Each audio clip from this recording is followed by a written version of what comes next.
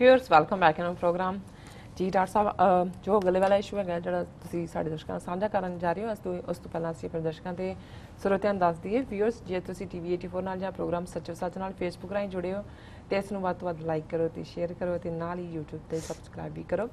ਅਸੀਂ ਆਪਣੇ ਦਰਸ਼ਕਾਂ ਨੂੰ ਆਪਣਾ ਜੋ ਪ੍ਰੋਗਰਾਮ ਦਾ ਜੋ ਸਮਾਂ ਸੀਮਾ ਉਹ ਦੱਸ ਦੇਣਾ ਚਾਹੁੰਦੇ ਹਾਂ ਉਹ ਹੈ ਪੌਣੇ 8 ਤੋਂ ਲੈ ਕੇ 9 ਵਜੇ ਤੱਕ। So keep watching TV 84। Thank you so much ਜੀ ਡਾਕਟਰ ਸਾਹਿਬ। प्रोग्राम होर अगे बताने अज के अगले इशू के नाल जी डॉक्टर साहब की विचार ने तुहाडियां? देखो एक पासे आज़ाद मुल्क आज़ाद लोग जी उन्हां दी आज़ाद ज़हनीत ते दूसरे पासे जिहड़े गुलाम बनते नहीं गुलामी कबूल लैंदे।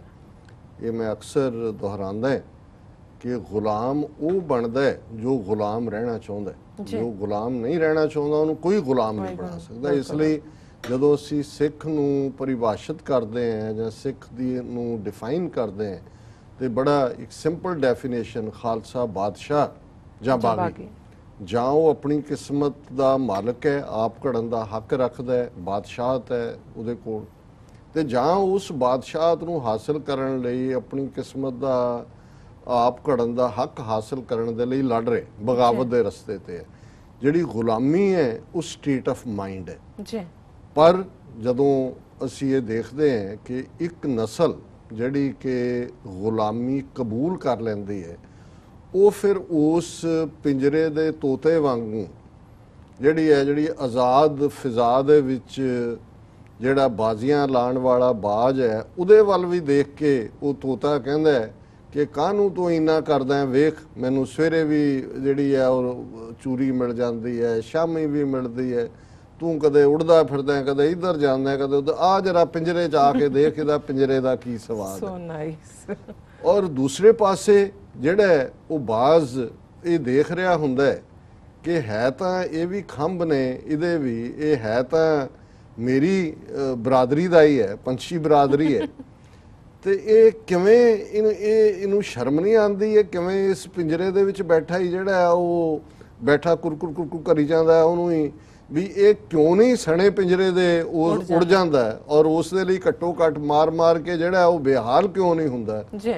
ਇਹੀ ਫਰਕ ਹੁੰਦਾ ਹੈ। ਔਰ ਮੈਂ ਇਹ ਦੇਖਦਾ ਹਾਂ ਕਿ ਜਦੋਂ ਅਲਾਮਾ ਇਕਬਾਲ ਇਹ ਸ਼ੇਰ ਕਹਿੰਦੇ ਨੇ ਕਿ ਐ ਤਾਹਿਰੇ ਲਾਹੂਤੀ ਉਸ ਰਿਜ਼ਕ ਸੇ ਮੌਤ ਅੱਛੀ जिस रिजक से आती हो परवाज में कोताही कि है वो डिवाइन बर्ड ताहिरे लाहौती उस रिजक से मौत अच्छी कि वो रिजक ना खाई जिस रिजक दे नाल परवाज कहंदे ने उड़ान नूं फ्लाइट नूं ਜਿਹੜਾ ਰਿਜਕ ਤੇਰੀ ਉਡਾਨ ਦੇ ਨਾਲ ਕੰਪਰੋਮਾਈਜ਼ ਕਰੇ ਤੈਨੂੰ ਉੱਡਣ ਤੋਂ ਰੋਕੇ ਜਾਂ ਤੇਰੀ ਉਡਾਨ ਦੇ ਉੱਤੇ ਸ਼ਰਤਾਂ ਲਾ ਦੇ ਉਹਦੇ ਨਾਲ ਉਹ ਮਰ ਜਾਏ। यही आज़ादी ते गुलामी च फ़र्क है। ताहिरे लाहूती उस रिजक से मौत अच्छी जिस रिजक से आती हो परवाज में कोताही।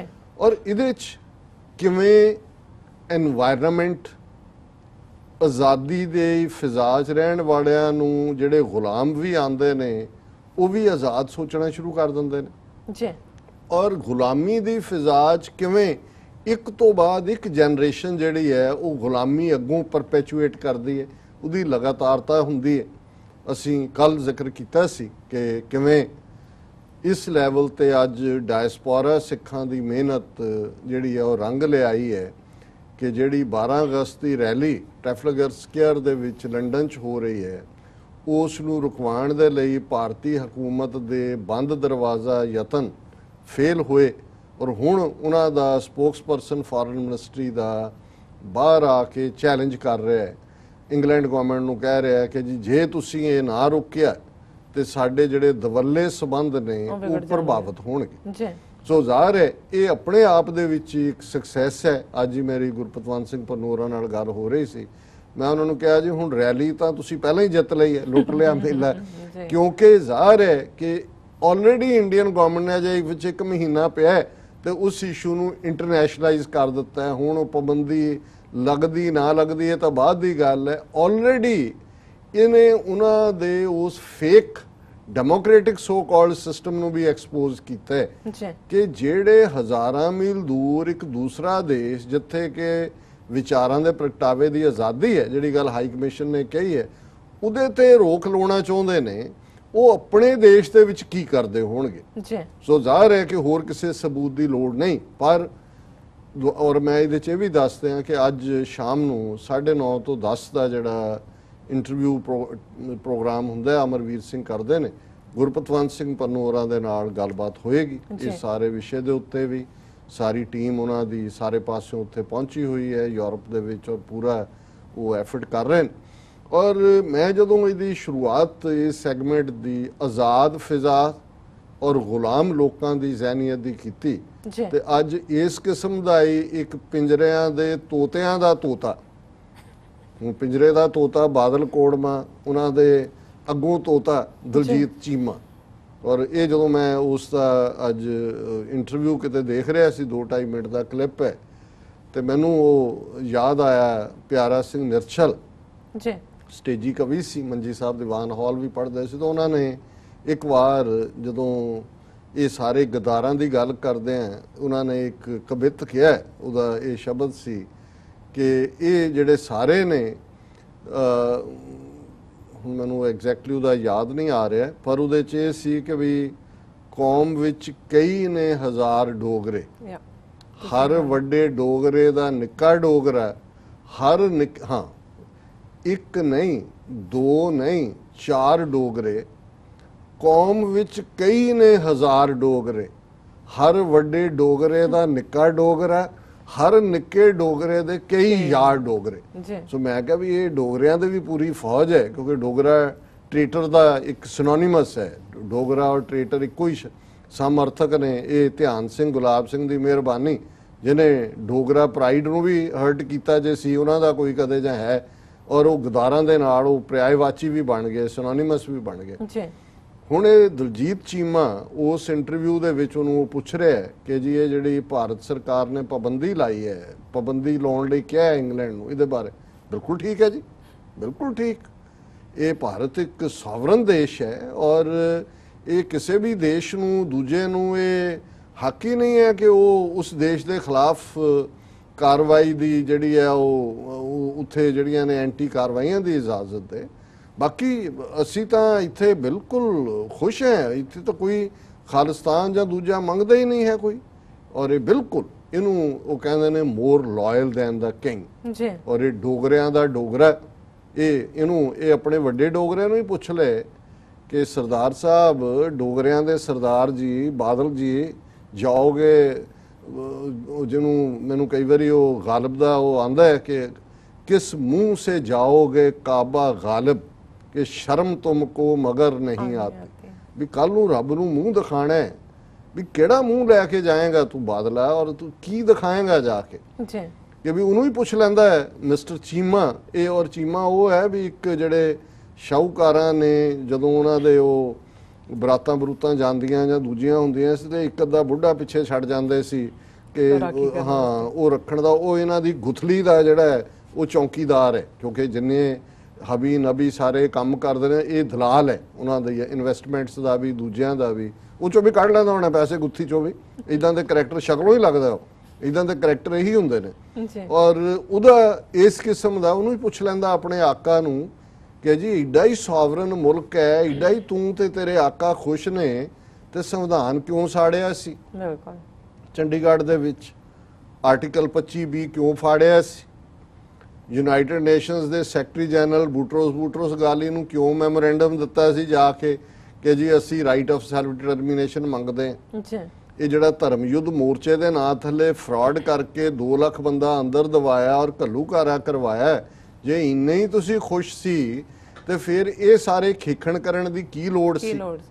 ਪਰ ਗੱਲ ਬੜੀ ਜ਼ਾਹਰ ਹੈ ਕਿ ਉਸ ਦੀ ਸ਼ਕਲ ਹੀ ਦੱਸ ਰਹੀ ਹੈ, ਜਦੋਂ ਉਹ ਬੋਲ ਰਿਹਾ ਹੈ ਦੱਸ ਰਿਹਾ ਕਿ ਵੀ ਗੁਲਾਮ ਔਰ ਆਜ਼ਾਦ ਦੇ ਵਿੱਚ ਕੀ ਫਰਕ ਹੁੰਦਾ ਹੈ। ਔਰ ਇਹ ਜਿਹੜੀ ਗੁਲਾਮ ਜ਼ਹਿਨੀਅਤ ਹੈ ਇਹ ਪੂਰੀ ਖੁੱਲ ਕੇ ਸਾਹਮਣੇ, ਔਰ ਜਿਸ ਮੁਲਕ ਨੂੰ ਇਹ ਸੋਵਰਨ ਕਹਿ ਰਿਹਾ ਹੈ ਔਰ ਖੁਸ਼ ਕਹਿ ਰਿਹਾ ਹੈ, ਉਸੇ ਹੀ ਜਿੱਦਣ ਇਹਦਾ ਇੰਟਰਵਿਊ ਲੱਗਾ ਖਬਰ, ਕਿਉਂਕਿ ਆਲਰੇਡੀ ਇਹਨਾਂ ਨੇ ਇੱਕ ਟੈਂਡਰ ਦਿੱਤਾ ਹੋਇਆ, ਜਿਹੜੀ ਇੰਡੀਆ ਦੀ ਹਕੂਮਤ ਹੈ ਉਹ ਨਾਜ਼ੀ ਜਰਮਨੀ ਬਣਾਉਣ ਜਾ ਰਹੀ ਹੈ, ਔਰ ਉਹਦੇ ਵਿੱਚ ਉਹਨਾਂ ਨੇ ਜਿਹੜਾ ਸਾਰਾ ਹੀ ਮੋਨੀਟਰ ਕਰਨ ਦੇ ਲਈ ਕੋ ਸੋਸ਼ਲ ਮੀਡੀਆ ਹੱਬ ਬਣਾ ਰਹੇ ਨੇ ਔਰ ਉਹਨਾਂ ਨੇ ਸੌਫਟਵੇਅਰ ਦੇ ਲਈ ਆਲਰੇਡੀ ਟੈਂਡਰ ਦਿੱਤੇ ਨੇ ਤਾਂ ਕਿ ਉਹ ਜਿਹੜਾ ਹੈ ਉਸ ਦੇ ਉੱਤੇ ਜੋ ਕੁਝ ਉੱਥੋਂ ਨਿਕਲਦਾ ਹੈ, ਜੋ ਕੁਝ ਆਉਂਦਾ ਹੈ, ਉਸ ਨੂੰ ਉਹ ਮੋਨੀਟਰ ਕਰ ਸਕਣ। ਔਰ ਇਹ ਜਿਹੜਾ ਹੈ ਉਹਨਾਂ ਨੇ since the impunged tender inviting bids for supply of software for the project closes on August 30th, 30 ਅਗਸਤ ਤੱਕ ਉਹਨਾਂ ਨੇ ਉਹ ਸੌਫਟਵੇਅਰ ਮੰਗਿਆ। ਦਾ ਬੈਂਚ ਪੋਸਟਡ ਦਾ matter for hearing on August 3rd ਕਿ ਵੀ ਇਹ ਜਿਹੜਾ ਨੇ ਸੋਸ਼ਲ ਮੀਡੀਆ ਔਰ ਇਸ ਮੁੱਦੇ ਦੇ ਉੱਤੇ ਕਿ ਉਹ ਹੁਣ ਕਿਵੇਂ ਭਾਰਤ ਇਸ ਹੱਬ ਨੂੰ ਬਣਾ ਕੇ ਲੋਕਾਂ ਦੇ ਸਾਰੇ ਹੀ ਅਕਾਊਂਟਸ ਜਿਹੜੇ ਨੇ ਉਹਨਾਂ ਦੇ ਕੰਟਰੋਲ 'ਚ ਹੋਣਗੇ, ਕੀ ਪੋਸਟ ਹੋ ਰਿਹਾ ਹੈ, ਕੀ ਹੋ ਰਿਹਾ। ਔਰ ਇਸ ਮੁੱਦੇ ਦੇ ਉੱਤੇ ਤਮਿਲ ਤ੍ਰਿਣਮੂਲ ਕਾਂਗਰਸ ਦਾ ਇੱਕ MLA ਹੈ ਮਹੁਆ ਮੋਇਤਰਾ, ਉਹਨੇ ਸੁਪਰੀਮ ਕੋਰਟ ਦੇ ਵਿੱਚ ਜਿਹੜੀ ਆ ਉਹ ਪੈਟੀਸ਼ਨ ਕੀਤੀ ਹੈ। ਉਹਦੇ 'ਚ ਉਹਨੇ ਇਹ ਕਿਹਾ ਕਿ ਵੀ ਇਹ ਜਿਹੜਾ ਪਾਰਟ ਹੈ, if the government is seeking to monitor every single tweet and WhatsApp messages that is sent, we will be moving towards becoming a surveillance state, justice Chandrachud commented. ਹੁਣ ਇਹ ਜਿਹੜੀ ਪਟੀਸ਼ਨ ਹੈ ਉਹਨੇ ਕੀਤੀ ਹੈ MLA ਨੇ ਤ੍ਰਿਣਮੂਲ ਕਾਂਗਰਸ ਦੇ ਕਿ ਇਹਨਾਂ ਤੇ ਪਾਬੰਦੀ ਲਾਓ। ਇਹਨਾਂ ਨੇ ਅਗਸਤੀ ਤੱਕ ਟੈਂਡਰ ਮੰਗੇ ਨੇ ਕਿ ਸੌਫਟਵੇਅਰ ਇੰਸਟਾਲ ਕਰਨਗੇ ਜਿਹਨੂੰ ਮੋਨੀਟਰ ਕਰਨਾ। ਔਰ ਇਹ 3 ਜੱਜਾਂ ਦੇ ਬੈਂਚ ਦੇ ਸਾਹਮਣੇ ਇਹ ਉਹਨਾਂ ਦੀ ਪਟੀਸ਼ਨ ਲੱਗੀ ਹੈ, ਜਿਨ੍ਹਾਂ 'ਚ ਜਸਟਿਸ AM ਖਾਨੀਵਾਕਰ, DY ਚੰਦਰਾਚੂਡ ਔਰ ਇੱਕ ਕੋਈ ਹੋਰ ਨੇ। ਔਰ ਉਹਦੇ 'ਚ ਇਹ ਕਮੈਂਟ ਜਸਟਿਸ ਚੰਦਰਾਚੂਡ ਨੇ ਕੀਤਾ ਕਿਉਂਕਿ ਚੰਦਰਾਚੂਡ ਇਹਨਾਂ 'ਚ ਕਾਫੀ ਵੋਕਲ ਹੈ। ਜਿਹੜੇ 4 ਜਸਟਿਸਿਸ ਨੇ ਦੀਪਕ ਮਿਸ਼ਰਾ ਦੇ ਖਿਲਾਫ ਪ੍ਰੈਸ ਕਾਨਫਰੰਸ ਕੀਤੀ ਸੀ, ਇੱਕ ਤਾਂ ਉਹਨਾਂ 'ਚ ਰਿਟਾਇਰ ਹੋ ਗਿਆ, ਇੱਕ ਇਹ ਹੈ ਜਸਟਿਸ। ਔਰ ਉਹਦੇ 'ਚ ਉਹਨਾਂ ਨੇ ਕਿਹਾ ਵੀ ਜੇ ਇਹੀ ਕੰਮ ਇਹਨਾਂ ਨੇ ਕਰਨਾ ਹੈ, ਇਹਦਾ ਮਤਲਬ ਹੈ ਵੀ ਇੰਡੀਆ ਜਿਹੜੀ ਹੈ ਉਹ ਤਾਂ ਬਿਲਕੁਲ ਬਣ ਜਾਏਗੀ ਇੱਕ ਸਰਵੇਲੈਂਸ ਸਟੇਟ ਕਿ ਵੀ ਤੁਹਾਡੀ ਕੋਈ ਵੀ ਆਜ਼ਾਦੀ ਨਾਂ ਦੀ ਚੀਜ਼ ਨਹੀਂ। ਹੁਣ ਇਹਦੀ ਹੀਅਰਿੰਗ 3 ਅਗਸਤ ਨੂੰ ਹੋਣੀ ਹੈ, ਉਹਦੇ 'ਚੋਂ ਕੀ ਨਿਕਲੇਗਾ ਇਹ ਤਾਂ ਪਤਾ ਨਹੀਂ। ਪਰ ਇਸ ਖਬਰ ਦੀ ਹੈਡਿੰਗ ਹੀ ਇਹ ਸੀ, supreme court surveillance state is government plan ? ਹੁਣ ਈਵਨ ਉਹਨਾਂ ਦੇ ਸੁਪਰੀਮ ਕੋਰਟ ਦਾ ਇੱਕ ਜਿਹੜਾ ਜਸਟਿਸ ਹੈ ਉਹ ਵੀ ਕਹਿ ਰਿਹਾ ਕਿ ਕੀ ਇਹ ਉਧਰ ਨੂੰ ਜਾ ਰਿਹਾ।